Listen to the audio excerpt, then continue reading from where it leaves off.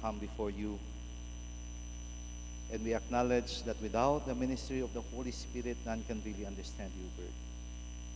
I pray, O Lord, that ang imong pulong nga mapadayag karon nga maghatag ka namo Ginoo og pahinumdom bisan man Ginoo encouragement sa imong nga pulong Ginoo. I pray that those words that is from you that will remain in our hearts, and take those words that is not from you and give those no effect Ginoo sa matag isa namo nga kinabuhi. Hide me behind your cross that you alone be glorified and be magnified. In Jesus' name we pray. Amen. Now, this morning I want to share to you the whys of Christmas. As Romans, allow me to read Romans chapter 5, verse 20.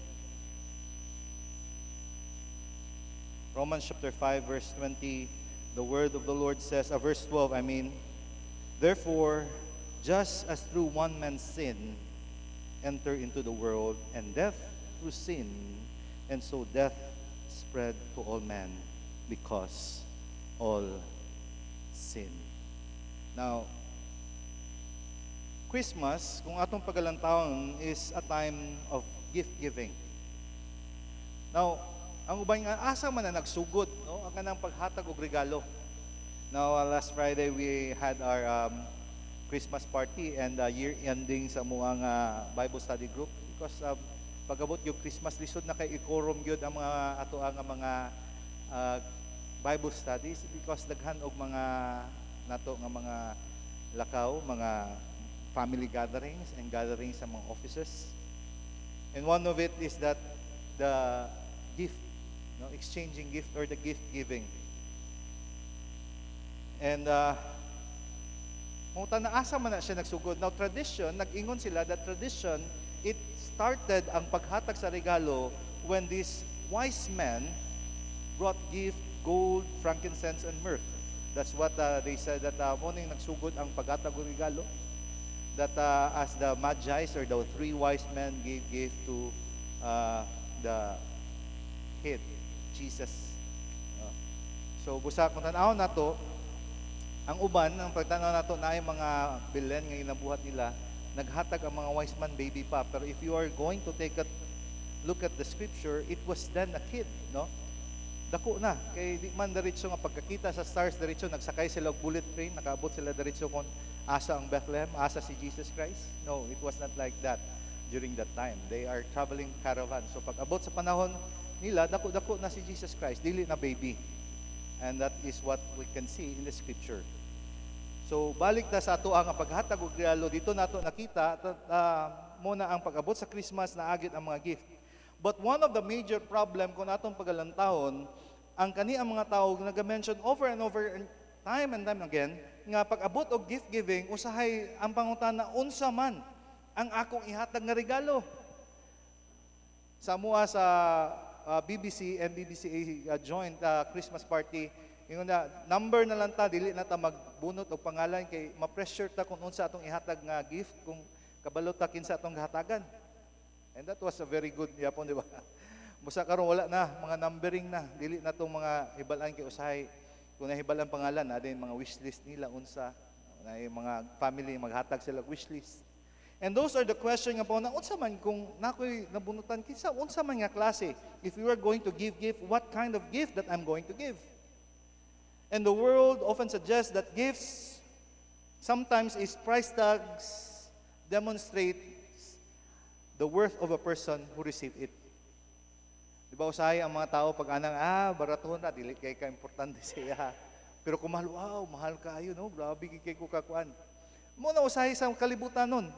Usahay ka pressure ang tao unsa mga klase nga regalo akong ihatag. But those some facts are some kind of true, and to some it's not. Kay naga what matters is unsa atong kasing-kasing paghatag. Now, kung maghatag po tag regalo, usahay dili man pud ta maghatag og regalo sa tao nga dili kay nato gakailhan nga maghatag tag mahal nga regalo. But we godly gave our best to those no, ato ang gigugma ila nato, we give our best to give gifts to them. Though we may not be able to give gifts sa tanan nga mga atong gusto tagaan, especially kung taas kay atong listahan nga tagaan, the struggle nga ang budget po nato kung maghatag kita og regalo. And this morning, dili ako ang tumong karon nga paghatag karon og how can we cope up, no, sa paghatag natong regalo or tips or advice, how can we afford those gift para mahatag nato tanan ang naa sa atong mga listahan, matagaan ginato. Na yung mga binuang nga, okay, Christmas, no, pagkitaon na ninyo yung mga ninong o mga ninang. So mga ninong o ninang, sugod na sila daw, tago daw pag Christmas. No? Anyways, dili ka na amo atong paghisgutan karon, how do we cope up, no? Or tips, how can we afford the gifts to everyone in our list? But what I'm going to karon is that hoping to get, no, nga karon nga Christmas, unsa man ang the why of Christmas. So what is the greatest gift that was ever given? Now, na yung mga kuwan sa internet, nag-ingon sila, naigikuan ito, nangutana sila og mga tao, unsa man, o what is the most meaningful gift, Christmas gift that you ever receive? So, naghatag sila sa ilang mga nag-share sila sa ilang mga meaningful gift. So, isa ka ginikanan, nagsulat siya sa isa ka meaningful gift, nga iha na dawatan, ingon siya, it was last Christmas da kuno. Nga ang iha nga 10-year-old daughter, nagsulat siya og letter in his own handwritten, ug ihang gibutang niya dito sa Christmas tree ang sulat. Ug nag-ingon dito sa iyang sulat that nag-express siya sa iyang nga pasalamat sa iyang mga ginikanan ug unsa gyud niya kay gugma ang iyang mga ginikanan, iyang nga mama ug iyang papa. And because of that, ang mama was so na overwhelmed kay siya og iyang gi-frame katong nga letter sa iyang anak and ilahang gihang sa ilang bedroom, reminding them kung unsa kay gugma sila sa ilang anak ug how their daughter appreciate ang mga ginikanan. Another nga hatag po sa isa ka pamilya nga meaningful Christmas gift is when they receive a Jesus stockings daw kuno. Nga kani nga stockings nga gihatag sa iyang mother-in-law, nakasulat across, no, sa Christmas stockings or socks was Jesus. So every year, every Christmas morning, ang tibok nga pamilya, it becomes their tradition nga kada buntag magasulat sila, no, together sa ilang family, magasulat sila sa unsa, no, kinsa si Jesus Christ, reminding them who the Lord Jesus Christ. Though, ang katong mga letters nga nasa Christmas stockings, wala pa nila naabrihan, but they are constantly reminded that each year they began to decorate the Christmas tree and present the greatest gift that we have. Ingon nila, was the Lord Jesus Christ. Now, indeed, no, kung atong pagalantaon, kung atong pagabalikan sa tibok nato, no, in our past, if we are going to look back, no, every gift ever given, isa ra gyud ang mag-stand out as the greatest gift of all time.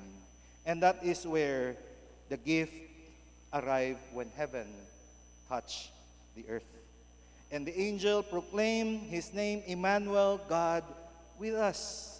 Our Creator, the Lord Jesus Christ, came as a man. He sacrificed himself to pay for our sins so that we might gain eternal life in heaven.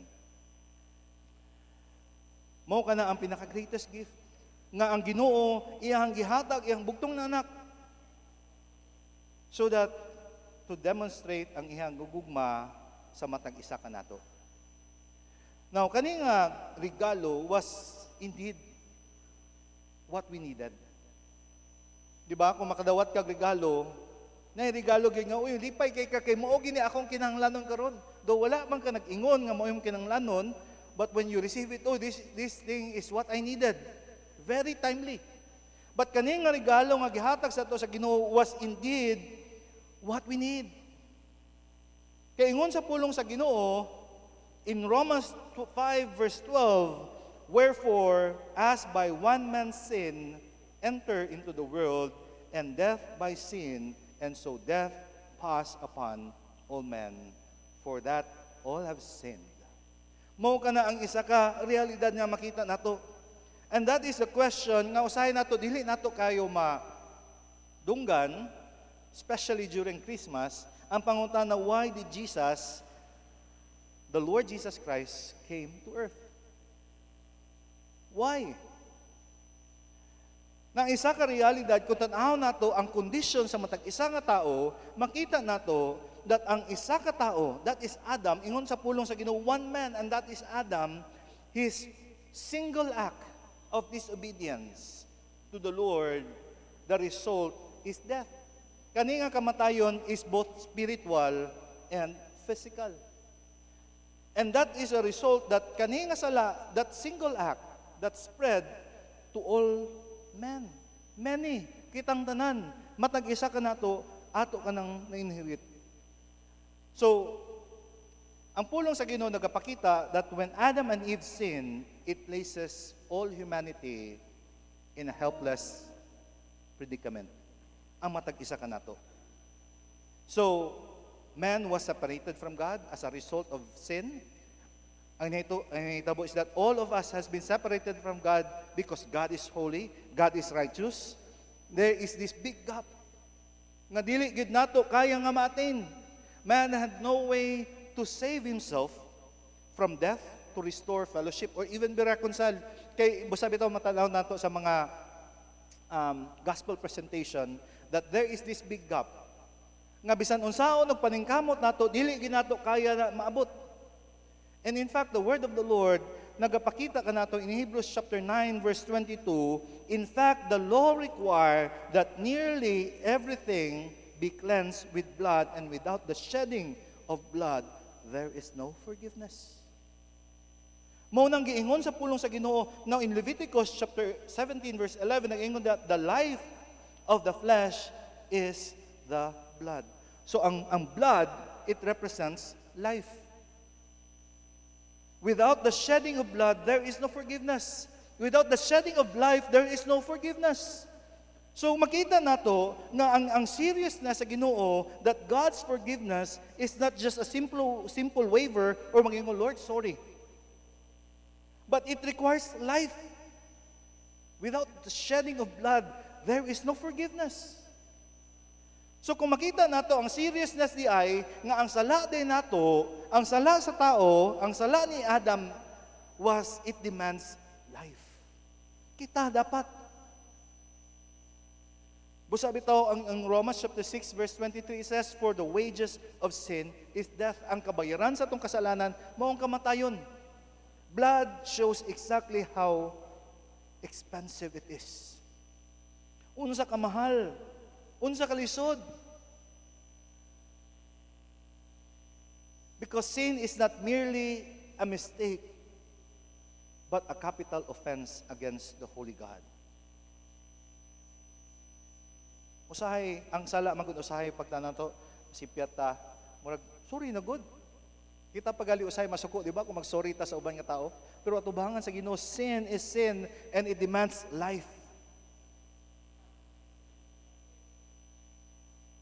And that is why nagapakita ka nato that during the Old Testament time, the sacrificial lamb, ang paghalad nila og tupa ba or karniro sa Bisaya, ang paghalad og karniro nagahatag sa mga Israelite the impression that kinahanglan gyud nga para sila mapasaylo sila mga kasalanan, they need to have a substitute. Nga ang kabayaran sa kumang kasalanan, kinahanglan ang substitute. Dili ako ang kinabuhi, kundi ang kinabuhi sa ito Bisaya gali sa tupa, karniro. Isa ka mananap or dove bakaha. So forgiveness was given through a substitute. That instead nga sila unta mamatay or kita unta mamatay para sa atong kasalanan, someone has to take our place. And I like what Apostle Peter he understand the preciousness of Christ's sacrificial sacrifice on the cross. When giingon dito sa 1 Peter chapter 1 verse 18 to 19, for you know that it was not with perishable things such as silver or gold that ye were redeemed from the empty way of life handed down to you from your forefathers, but with the precious blood of Christ, the Lamb without blemish or defect. And that is the why of Christmas. That is why Jesus Christ came. He came because we are sinners. He came because we are guilty. He came because we cannot save ourselves. Dili nato kaya ma-attain ang standard sa Ginoo. That is the why of Christmas. In Romans chapter 5 verse 15, but not as offense, so also is the free gift. If through the offense of one many be died, much more the grace of God and the gift by grace, which is by one man, Jesus Christ, hath abandoned unto many. So God's solution is greater than the original problem. We owe, kumbaga ginapakita diri, nga naa kay isa ka utang, billions, 100 billion. Di man ka kontraktor, gini mo kaya makabayad sa billion. So na kay utang, dili ginaw, in your lifetime, you can never really pay it. Kusa, ang problema, na dili nato kaya mabayaran, si Jesucristo mo'y nagbayad. Because the problem of man, all of us sin. And this is the result that it separates us from God and leave us with a debt that we cannot really pay. And because God so loved us, He gave us the solution that He sent Jesus Christ. Jesus lived a perfect life nga dili nato kaya sa mabuhat. Ingon pa sa Hebrews, the Lord Jesus Christ was tempted in every way, but yet He didn't sin. As a result, to those who trust Him, what Jesus did on the cross, will receive forgiveness and be restored with His relationship with the Lord Jesus Christ. It's a free gift. Ingon pa sa pulong sa Ginoo, it's a free gift. We accept it, not something we earn. Now, in Romans chapter 15, ingon diha kanang gift is from redemption from death. Kung ang kana atong free gift mo kanang pagtubos kanato gikan sa atong sala og kamatayon. Listen. A gift is given because the giver wants to bless you, not because you have earned it. It is an act of grace, not a transaction. Diba? Now, kung naa ka sa isa ka company, gatrabaho ikaw, one of the mga exciting nga mga nasa company is what they call this Christmas bonus. Diba? Now, kaning ginatawag nga bonus, it was earned. It was earned because you are employed dito. It was not a gift. It was not a gift. Diba? For example, ako lugar, wala man ko na-employed sa local government, I will not receive a bonus because I was not employed there. Dili na siya gasa. Wa man ko nagtrabaho dito, di ko makadawat ana nga bonus. Kay tungod kay ka nagtrabaho ka diha, makadawat kag bonus. That was earned because you are employed. It was not a gift. Tawag lang na siya nga, ang gift na gikan sa company. Pero dili mo hatag ang gift nga kung dili ka empleyado diha, di ba? That is bonus. But kaniyang free gift din nga nagapakita is that this gift was given because the giver wants to bless you. Not because you earn it. And that is the gift nga ginapakita dira sa pulong sa Ginoo. In short, kung ato pagalantawon, in Romans chapter 18, in verse 18 of Romans chapter 5, therefore, as by the offense of one judgment came upon all men, not condemnation, even so by righteousness of one, the free gift came upon all. All men unto justification of life. Tanan. Because of what? One man. Who is that one man? The Lord Jesus Christ. His acts, what he did was right. It satisfied God's demand. God's free gift of pardon of life is available to everyone. Available sa matag isa. Now, ang pulong nga gift nga gigamit dira sa pulong sa Ginoo nagagikan sa pulong nga dorea. Dorea meaning nga something freely and graciously given by the giver. Therefore, ang buot pasabot diha, ang Ginoo, the donor, He bestow His grace freely on those sa tanan nga nagdawat niya na. That is the condition nga pagadawaton, tanan.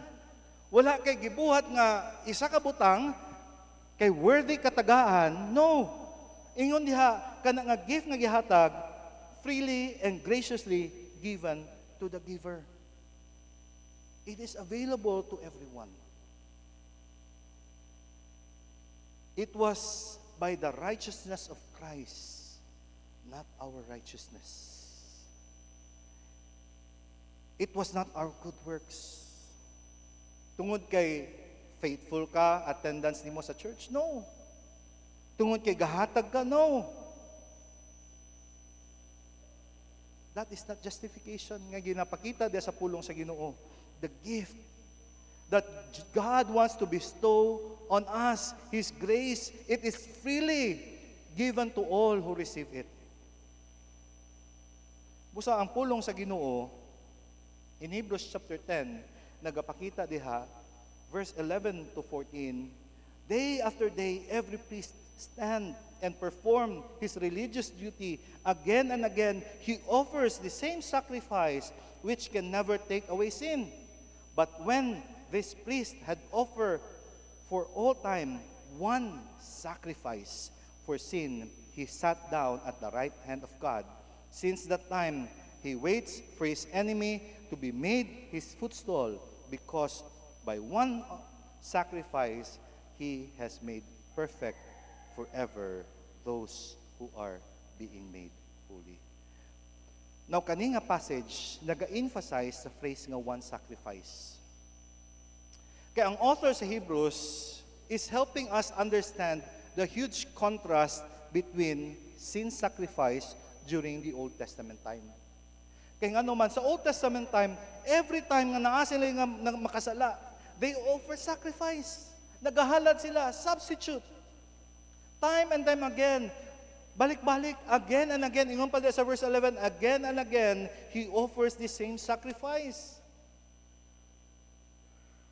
But, ingon pa diha, the one and only sacrifice that satisfied the demands of God, that is Jesus. When He went to the cross, one sacrifice has made perfect forever. Muna nakapanindot sa tuwa sa Christmas when we ponder upon the reality that every time we think about Christmas, we think of God's faithfulness. Ikaw worthy. Lord, I've been unfaithful to you. I've been rebellious to you. Yet you've been faithful. The perfect sacrifice. You see, in verse 17, kung ato pagalantawon, that for if by one man's offense death reigned by one, much more they which receive abundance of grace and the gift of righteousness shall reign in life by one, Jesus Christ. So, kung ato pagalantahon diha sa pulong sa Ginoo, nga sa sala ni Adam, sa pagkasala ni Adam, nagdala sa tanan nga mga katawan ang kasalanan, condemnation. paghukom kanila. Yet when Christ came, He brought life. Now, I want to emphasize diri, ang pulong diri nga much more nga pulong. Kay kung sa English lang dili kayo magahatag og deeper meaning nga nagasuggest much more, di ba? But ang punto diri nga ginapakita sa ni Apostle Pablo, ang pulong nga much more, he was pointing that Adam's offense, ang pagkasala ni Adam, nagdala og kamatayon. And the grace of God is far greater. So, it simply means that if we are certain that sin brought death, then we can even be more sure or certain that God's grace, through Jesus, it brings life. Now, for example, di ba, na isa ka ordinaryong nga tao, naghatag og kasaaran sa imuha, posible nga magtuo ka. Posible nga magtuo ka, di ba? Na yung sunod simana, tagaan-ta ka niini. So there is a possibility nga, mutuogig ko. But here comes another man who is trustworthy, nga nagsaad sa imuha, unsay magakuan? Of course, mag-increase ang imong pagsalig. Di ba? Mag-increase imong mga pagsalig nga, kani ba si Juan, trustworthy gini, iya gini pagatumanon. In the other way around, a trustworthy person nga nagapakita gyud nga naagi siyang track record nga iyang ginabuhat iyang mga kasaaran, what would happen? Nagsaad na sad sa naghatag og kasaaran sa imuha. What would happen? Of course, ang imo nga pagsalig, of course, it will increase more further. Right? But listen, God has not only promised life through grace, but God demonstrated His commitment through the cross and resurrection, that He gave everything to fulfill His promise. Diba? Sa Old Testament, ingon ba, by the blow of the head and the strike of the heel, saad sa Ginoo, that there will be victory through the seed of the woman, through the Lord Jesus Christ. He gave His only Son to fulfill His promise. Muna ilaha nga much more, they receive abundance of grace. You see, kung atong pagalantawon sa tibok sa pulong sa Ginoo, everywhere in the Bible, when it talks about salvation, it does not talk about our works, but it always speaks that salvation is through the Lord Jesus Christ. It is always the total works and the finished work of the Lord Jesus Christ, not what we can do for the Lord Jesus Christ, but it is always the finished work of Christ. And that is the salvation. Busa in verse 17, it says that those who receive the abundance of grace and of the gift of righteousness shall reign in life by one. Who is that one? Kinsa man? Jesus Christ. And there are two essential truths nga makita nato diri. Grace must be personally received. It is not automatic. This gift comes only through the Lord Jesus Christ. It's not based on our merit. Tungod kay gasimba ka, tungod kay imong mama faithful man gasimba, gaapil sa tanan nga mga no. But it is solely on our faith, our willingness to believe in the Lord Jesus Christ and to trust on His finished work on the cross. There is a need for all humanity. Sa tanan nga mga katawhan, our need wasn't for a better life hacks or better New Year's resolution or a temporary comfort. No. Our need was serious. We are spiritually bankrupt, separated from God by our sins, and we have this debt that we can never really pay. As Romans chapter 5 verse 12, sin entered into the world, and death by sin, and so death passed upon all men, for that all have sinned. We need someone to rescue us. Not that we need to perform, but we need someone. And this Christmas, if you have not received the Lord Jesus Christ, receive the gift that the God is offering you in our deepest need. This is the truth of Christmas. Nga gihatag sa Ginoo exactly unsa magid atong kinahanglan. Atong kinahanglanon si Jesucristo. Dili kay merely lang nato kinahanglan. No. He gave Himself. Jesus Christ, God became with us, Emmanuel, to be for us. He lived a perfect life that we couldn't live and paid the sins, the debt that we couldn't pay by dying on the cross. And He offers full pardon to restore our relationship with God and eternal life. This is a free gift. Libre kani nga gasa igsuon. Kung wala ka nakadawat kay Jesucristo, may this Christmas you would receive this free gift. That is what God wants to offer us. What now?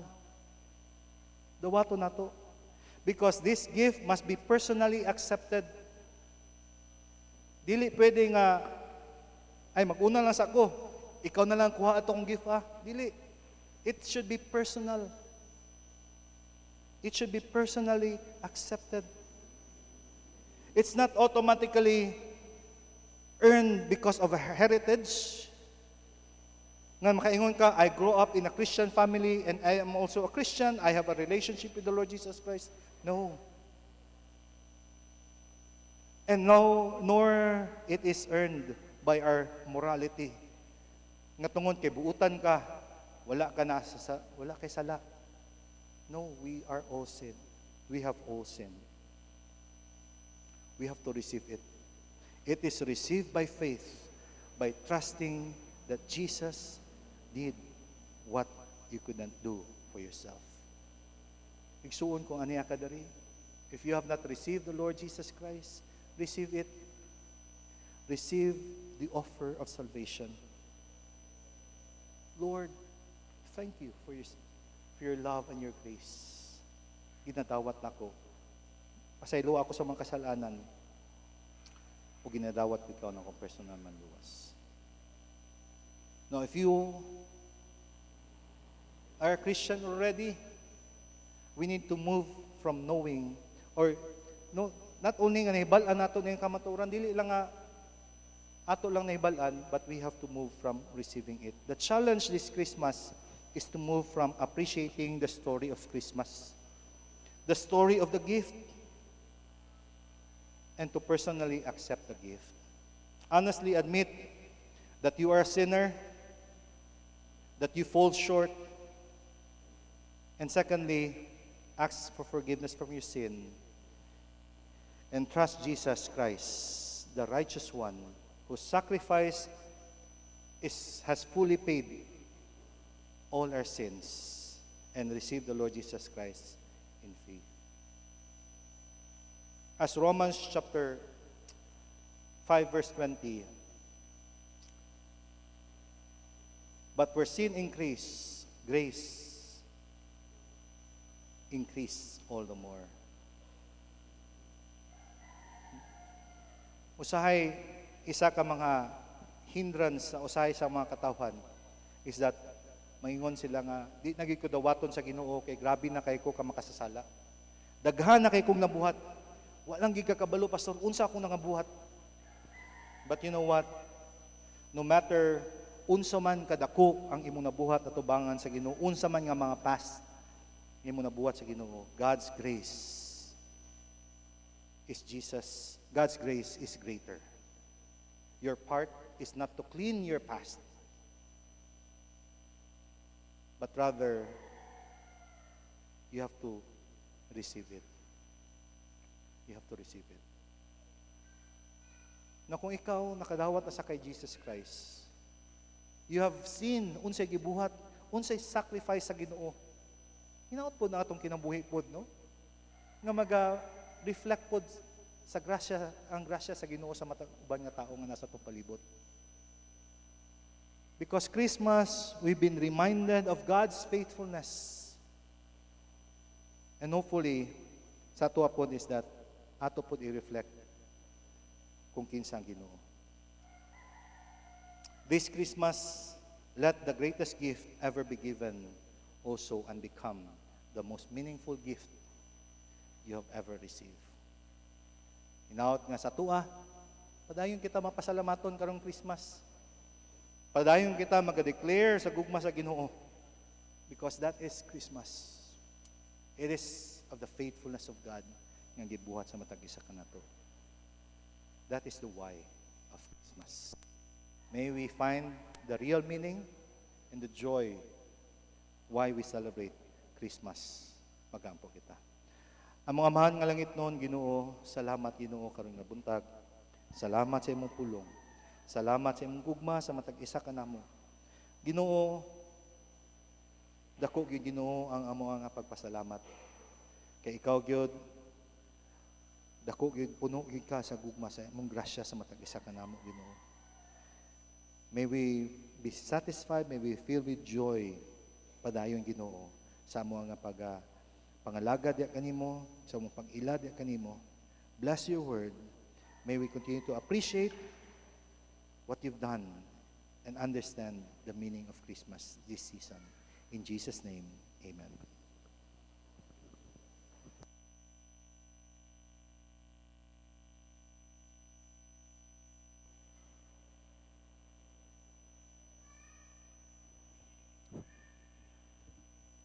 Dalaygon nga Dios, salamat yet Ginoo sa imong alagad. Imong gigamit karon magdala sa imong nga pulong dinhi sa among taliwala. Salamat Ginoo sa kamatuoran, salamat Ginoo sa imong gasa para kanamo libre nga mao ang kaluwasan.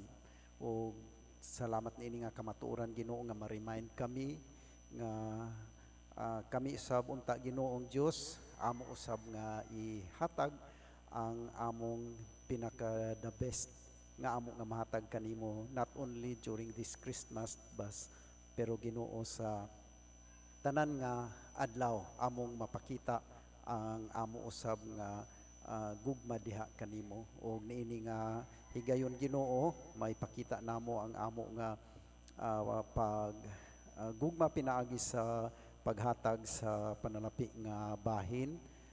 Tabangi kami Ginoo nga kini ang amo nga paghatag magamit kini Ginoo para gyud sa pag-spread out pagud sa gospel ngadto sa mga lugar nga wala pa nakaila kang Kristo nga ilang nga manluluwas. Amo kini nga gitugyan kanimo Ginoo sa ngalan Ginoong Hesus. Amen.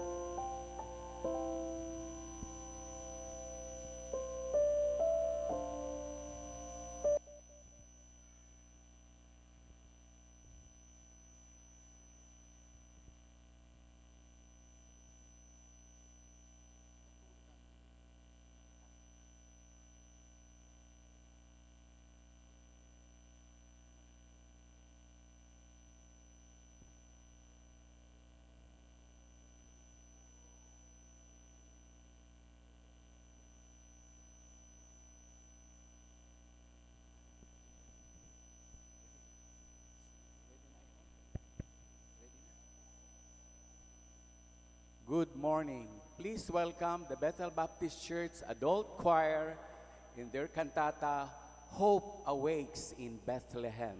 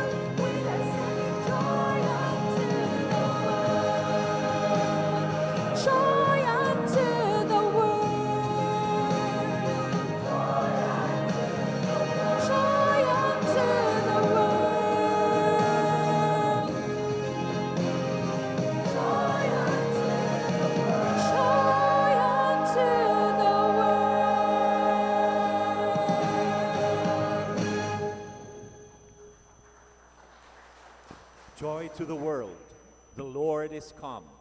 Let earth receive her King. Welcome, welcome to our celebration of Christmas, as we once again share the story that never grows old, the story of God's love and the birth of our Savior. Throughout the ages, the story has been recounted in song and sung over and over again with great rejoicing. It all happened on a silent, holy night in the little town of Bethlehem.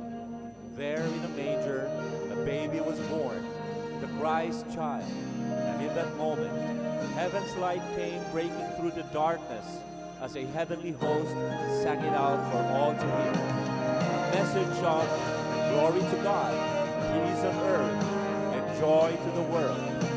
2,000 years later, that song is still alive in our hearts, and we hear its message now as clearly as the shepherds did on that first Christmas day.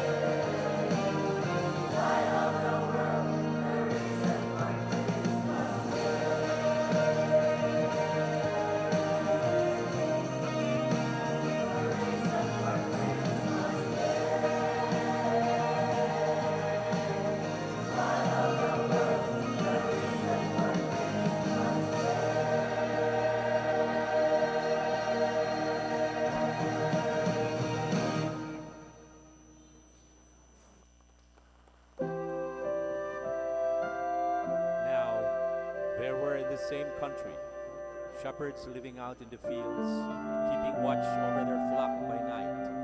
And behold, an angel of the Lord stood before them, and the glory of the Lord shone around them, and they were greatly afraid.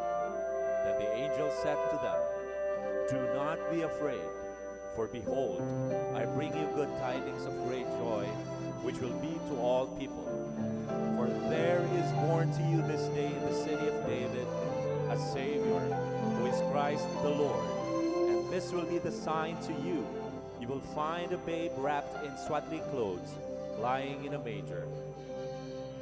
And suddenly there was with the angel a multitude of the heavenly host, praising God and saying, "Glory to God in the highest, and on earth peace, goodwill toward men."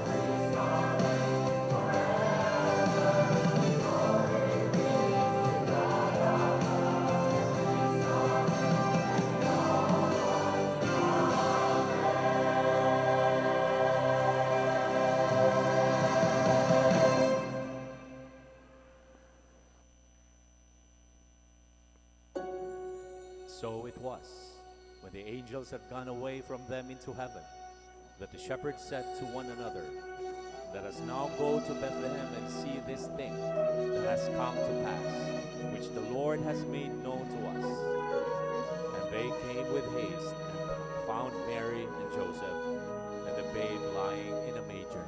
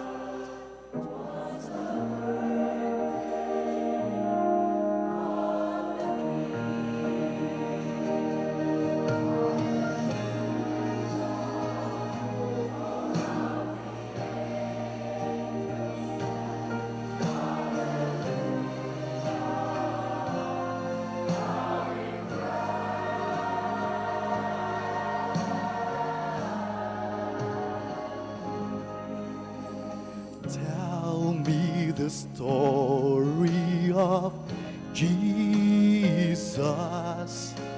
Write in my heart every word. Tell me the story most precious,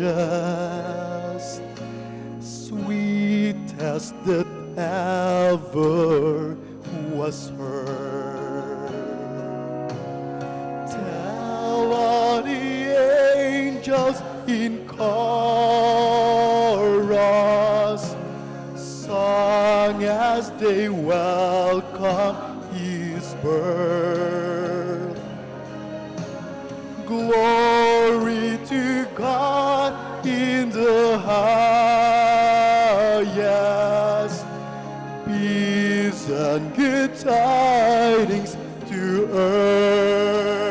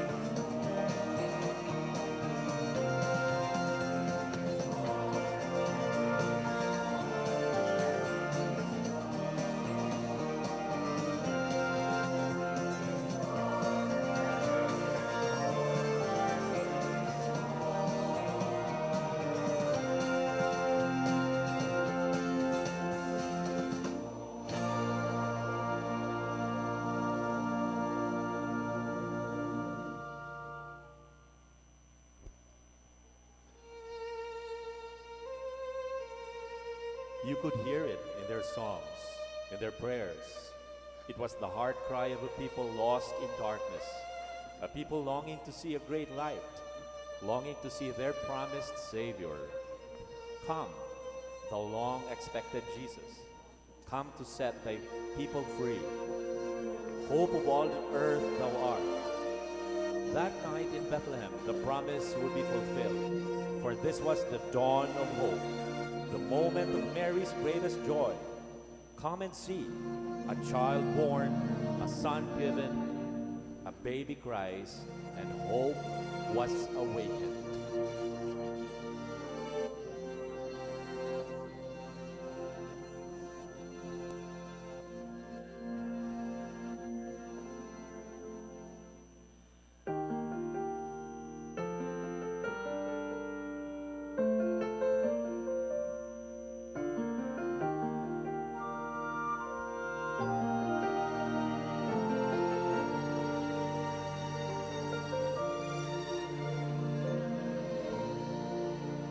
Hope awakes in Bethlehem, in humble stead a baby lays.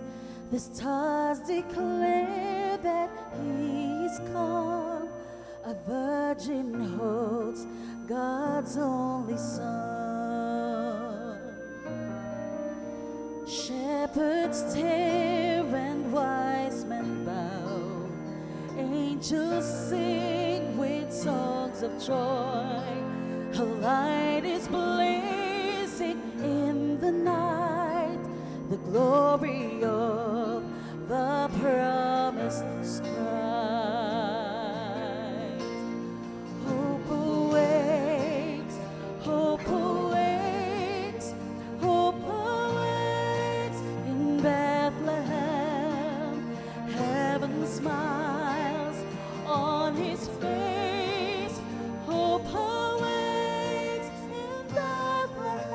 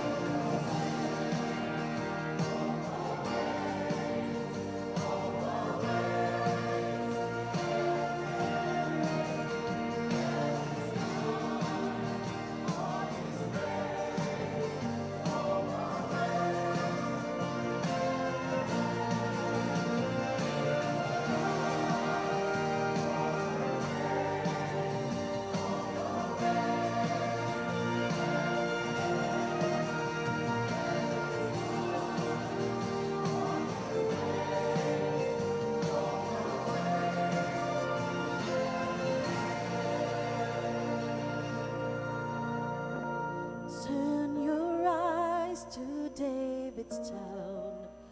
Will you bring your king again?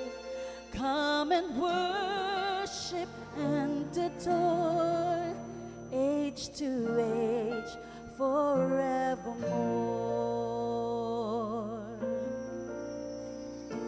Come and adore, come and adore, worship forever. Come and adore, worship him forever. We come and adore, who worship the Lord.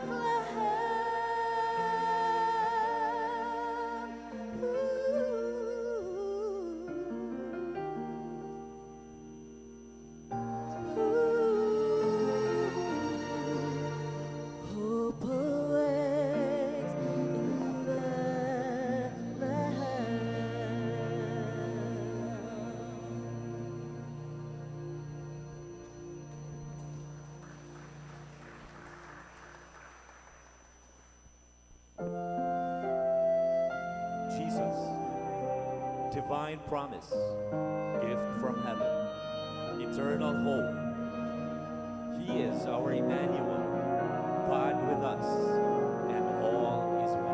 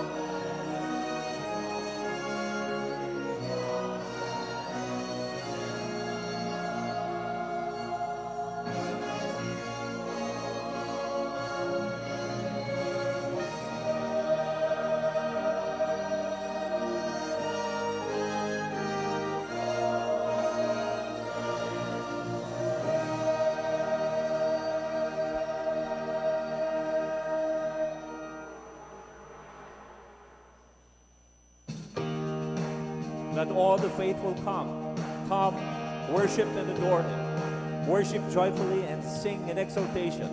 Sing glory to God in the highest heavens and rejoice with exceeding great joy.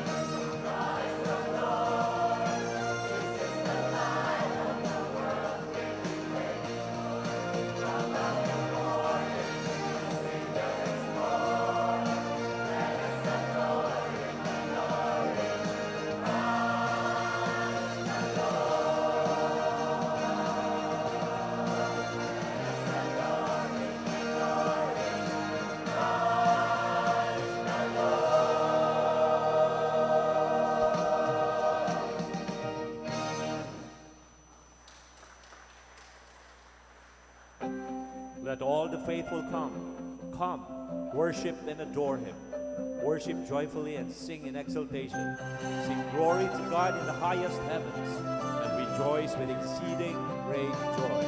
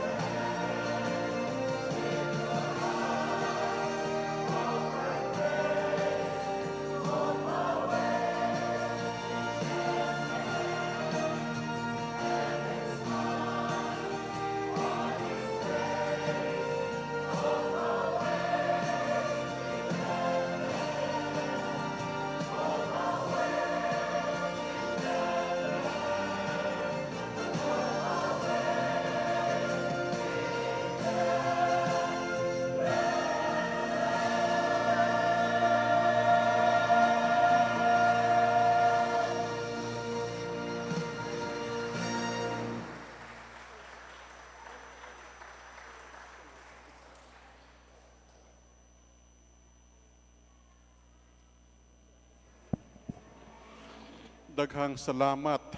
Brother Bet, thank you for bringing this choir. And adult choir, thank you for coming with him. Okay? So kaninga Sunday, it's a cantata of our adult choir. But before I would go further, I would just like to say thank you to all of you who contributed to our anniversary last week. Pakpakan please na to. Daghang bilis na. Di na ako i-mention ng ngalan. Kabalo ka ng nakatabang ka last week. And so we praise God for everything done today. And we trust that God is going to help us as we go on serving God this week. Okay? So we are going to pray now. Let's pray. Our Heavenly Father, we say thank you for your goodness to us, and thank you, Lord, for blessing us.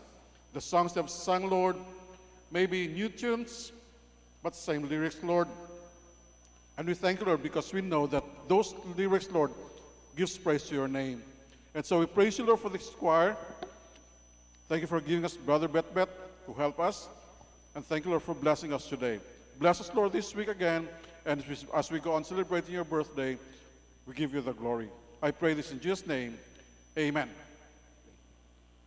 Okay, 15 minutes more, mag-start ang second service. You're invited, gihapon mo.